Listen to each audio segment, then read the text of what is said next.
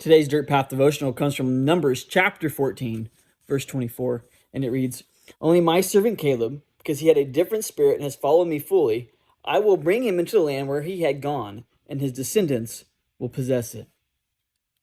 Now, this is the words of God to Moses and the Israelites, and specifically the Israelites, and because God has brought them to the doorstep of the promised land. They're about to enter it, but they got a report that scared them. The spies came back from the land and told the Israelites, yes, all of God's promises about this place are true.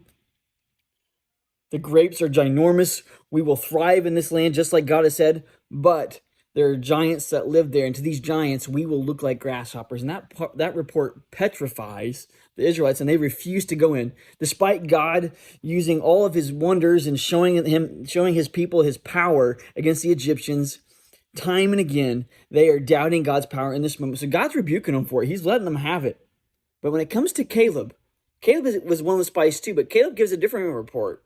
Even though he's seen the giants, he also remembers who his God is and how they have gotten to this point. It wasn't by their own might. It wasn't by the people's doing. It was by God's hand upon them.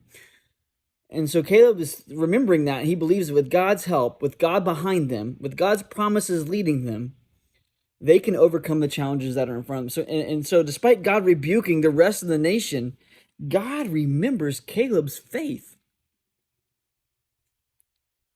And the lesson in that for you and me is this. Even though everybody else may be going a different direction, maybe everyone else has given up on God and the promises that God has for them, and though everyone else may end up going on a path to destruction, all it takes is one person to change everything. One person who surrenders to the will of God, one person who allows the Holy Spirit to fill them, one person that takes God at his word and lives their life like they believe it. That changes everything. Your family tree may be a mess. Your family situation right now might be a disaster, but hey, all it takes is you, one person believing in God, believing that God can transform you and believing that God can transform your family. All it takes is one person.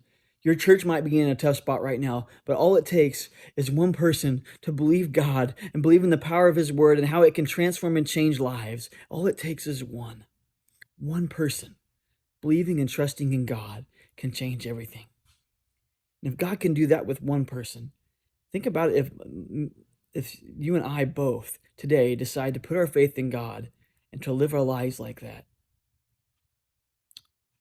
Just imagine what God could change through us.